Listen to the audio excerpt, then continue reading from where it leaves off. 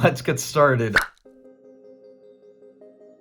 I am looking to design my first game, and so with this process I've been trying to keep it pretty loose, and I've been thinking about this game for a little while now, and I think I've settled on a little system that I want to try out, at least at first, for the first couple of games. So, what's going to help guide me in creating these games? And I think what that's going to be is it's going to be 3 defining factors. And so I want this to be like really nice and loose. I want this to really be able to be anything, whatever I want my inspiration for the game to be that I'm designing at the moment. And I think I really want this to be a game for January. I want this to be a game about New Year's resolutions. The question there is, there's a lot of interesting things that we can dive into, and I think I'm going to do some research particularly on like common statistics, what makes resolutions fail, what makes resolutions succeed. But when I think of resolutions or just goals overall for your life, like a common turn of phrase that I hear a lot is the hand that you're dealt, where the cards fall. And so I think that I want this to be a card game of some point. So a game about New Year's resolutions, and a game that involves a deck of cards in some way, shape, or form.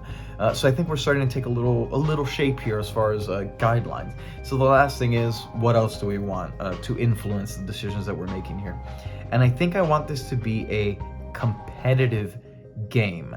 I don't necessarily want to define how just yet because I'm not entirely sure, but I think it would be really cool for this to be like an awesome 2-player game where we could sit down with a deck of cards, maybe some dice as well. I'm not setting it to just be cards, but something like that. Perhaps I could develop like a solitaire-like version of the game, but particularly something where the cards are like resources, like what you struggle with throughout the year. You have money, you have time.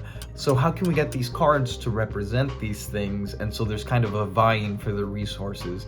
And maybe it's a game where you can have multiple resolutions and whoever accomplishes more wins. But the more you have, maybe it's like it gives you more opportunity to win, because it's like, okay, what do I have? What do I need? With different win conditions, that might help out. But you're also spreading yourself thin, and maybe you need to start giving up resolutions or resources in order to accomplish the ones that you feel like you have more conviction towards. I don't know, these are the things all spitballing around my head. So that's it. I think we have our 3 guidelines: New Year's resolution, card game, and competitive. From here, I think next step is I'm gonna do some research on resolutions, and I think I gotta play some card games. So let's see where that takes us. 1 week later. It has been a second since we last spoke. So, some updates on the game. As you guys may remember, I had previously intended to guide my design for this January game, which I think I'm going to be titling Resolutions, of 3 things. I wanted it to be competitive, I wanted it to be based around cards, and I wanted it to be somehow based on New Year's resolutions. Well, we've had a couple of developments since then. It is currently December 27th. Due to the unfortunate surge in coronavirus, I had to spend Christmas here alone. And I'm currently still alone with the way things are going. I'm kind of trying to stay inside as much as possible in the moment. Trying to get a booster shot here in New York has been absolutely insane. So while I still want to make a competitive version of the game, I've actually pivoted to making a solo version of the game, kind of like Solitaire, something I had initially mentioned. And so since then, I've done a lot of deranged planning. This probably doesn't make sense to anyone but me. But basically, I want to make a game that is about accomplishing goals. And to accomplish goals, you have to build habits. So what did I do? I looked at what's in a standard deck of cards. You have 4 of each kind of card, with the exception of jokers. I'm including jokers in the game. You have 2 in a standard deck. So, essentially, what I have come up with is that the game is going to be split into seasons. There are going to be 4 seasons to represent, the 4 seasons. And this is actually going to be a solo game. Yes, there's strategy with the cards, but it's also going to be a journaling game in order to encourage a storytelling kind of creative aspect. And this could be a really cool way to kind of toy with some ideas that you might be considering for other projects. Maybe kind of flesh them out at random and see how it turns out. So, what does the game consist of? First things first, you have to pick your resolution. This is a big goal, and the rest of the game is based around accomplishing smaller goals in order to make it to that resolution. In this game, you're really only using the cards Ace through 10. The Jack, Queen, and King, as well as the Joker, are all action cards. So first things first, define your character. Who are you? What's your resolution? Next, you are going to need a 12-sided die. You are going to roll this die. If you roll 1 through 10, whatever number you land on, you have to collect 4 of a kind to accomplish that goal. If you roll an 11 or 12, the suit doesn't matter, but you have to have all 1 through 10, and thus begins your first season. First, you want to write down your resolution, and who are you? Why are you trying to accomplish this? What is your goal? It could be something small. It could be get in shape, whatever that means to you. Or it could be something outlandish like colonize Mars, right? And so once you roll that 12-sided die and you get your first goal being collecting either 4 of a kind or 1 through 10, then you're gonna journal what that first goal is. It should be a significant step toward your resolution, but something that is kind of flexible, a starting point in order to progress, because our big goals, they don't get accomplished overnight. There are usually much smaller steps to them, and it's about building those habits and then using those to continue to progress. So we want to kind of emulate that in the game. And then you're going to work through your first season. Your first season consists of 3 turns. You have your shuffled deck of cards, and you're going to draw 10. Again, trying to accomplish that primary goal. Let's say colonizing Mars is our resolution. Then perhaps our first goal is to build a spaceship. So during our first month, we draw 10 cards, and our goal is to collect 4 of a kind. We want to get all of the 6s in the deck. Each turn, once you've drawn your cards, you can play as many as are applicable for 1 goal at a time. Once you've played whatever cards are applicable to your goal, you then get to play action cards. So your Joker represents an unexpected opportunity. Basically, the Jokers function as wild cards. You can use them to stand in for anything. The Jack is the Jack of all trades, so it allows you to re-roll a goal. So let's say I rolled an 11, and I feel like getting all the cards Ace through 10 in the limited amount of turns is going to set me back too much. I can spend a Jack in order to re-roll the die. And now I just have to get 4 of a kind of 3. The Queen is the Queen of Renewal. Now this is important. At the end of each turn, those 10 cards you drew, anything that doesn't get played gets automatically put in the discard pile. When you play the Queen, you can shuffle the discard pile back into the draw pile. Which means if you have some important cards in there that you know you might need, or you just have a bad feeling about the way the cards are ordered, then you get to reshuffle and hopefully get some new opportunities. And the King is King's Choice. You get to draw 1 card of your choice from the discard pile. So that's pretty OP. Now, the thing about the action cards is you can only play 1 per turn. And remember, you are discarding your entire hand at the end of each turn. So make sure you're using them wisely. And that's the end of a turn. Once you're done, you want to go in and journal how each month went. So month 1, what happened? Did you make any progress towards your goals? Did you not make any progress at all? Was it just a total bust? How does that make your character feel? You can write that all down and begin building out that story. And then you move on to the second turn. Rinse and repeat. You discard whatever of the cards you didn't use, and you draw 10 more cards from the draw pile. And you're going to continue to do this, again, trying to accomplish that goal. At the end of each turn, journal how your month went. Now, after you have completed 3 turns, your first season is over. There are 4 seasons in total. When the season ends, you are going to shuffle all of the cards from the discard pile back into the draw pile. Ooh, scary. It's me from the future. Hi. I'm just cutting in to let you know that this rule does not apply anymore. Initially, when I had developed the game, I was having each season, new opportunities present themselves, and you shuffled the discard pile back into the draw pile. However, after a little bit of playtesting from myself, from Hannah, some other people, basically what I learned is that the game's difficulties adjusted pretty well. I'll talk about this later. But one of the things that will ramp it up just a little bit and place a little more pressure on how you're using your action cards is the idea of the discard pile never being shuffled back in. You lose those opportunities unless you do something about it. And since you can only use one action card a turn, I think trying to keep track of when you've discarded how many queens is going to add a really interesting extra layer to the game. So discard this rule, and just keep in mind the discard pile never gets shuffled back in unless you play that Queen of Renewal. But before you start over, you get to roll another d12. So this time, you roll a 7. Your goal is to collect 4 of a kind with a 7. You should write down what that other goal is, right? So if the first one was building a rocket ship, maybe the next one is figuring out how to build a habitat for the astronauts. This does a couple of things. It opens the game up because now you can work on multiple goals at once, which means that you can make progress a little bit faster. However, it also makes things a little tricky. For example, if I rolled a 7 in the first turn, and I roll a 7 in the second turn, I know it's impossible to find 8 7s in one deck.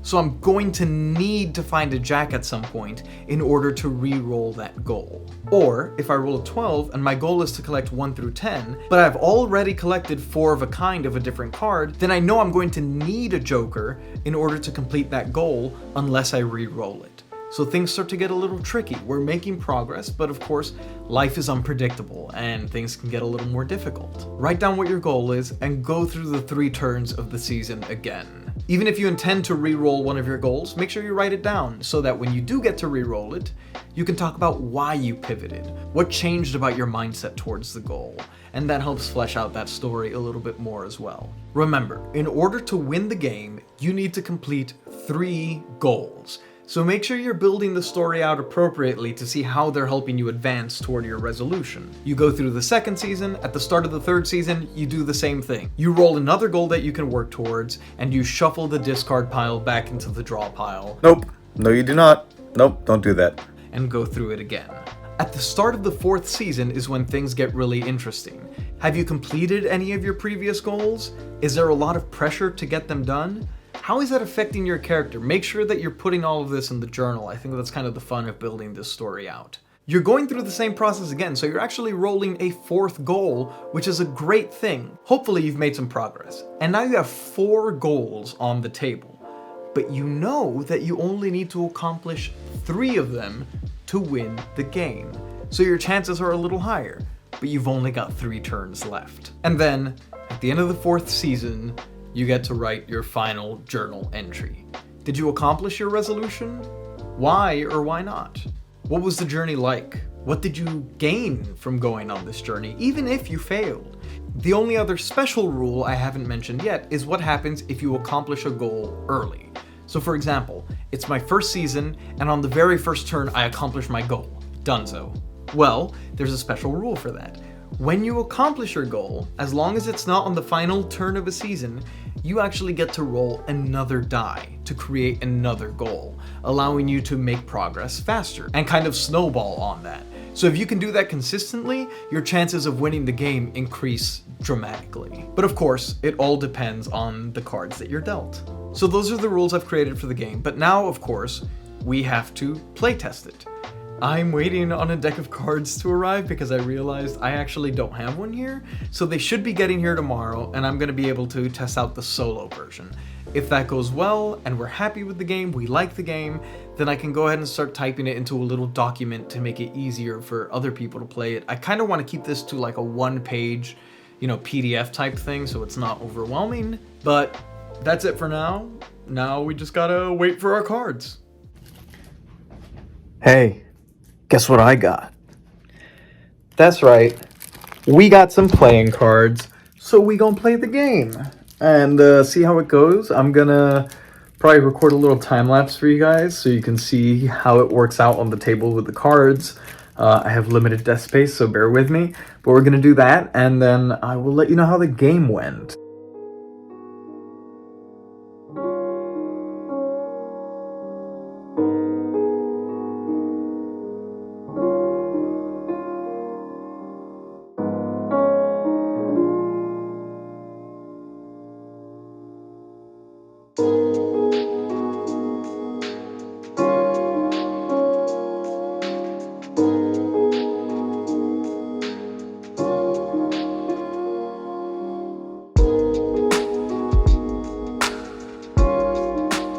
Hello friends, and Happy New Year! As is quickly becoming tradition, it has been a few days since I last recorded, but as you saw, I played the game and I had some pretty cool results that I actually want to share with you guys. I want to read through the journal. So, my resolution was to open a dinosaur theme park.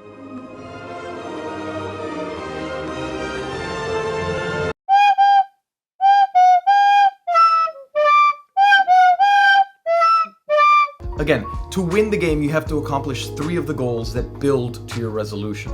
And the more goals you accomplish, the more likely it is that you have more goals on the table, thus increasing your chances of being able to accomplish them. But then you have to be strategic about which ones you're chasing, yada yada yada yada.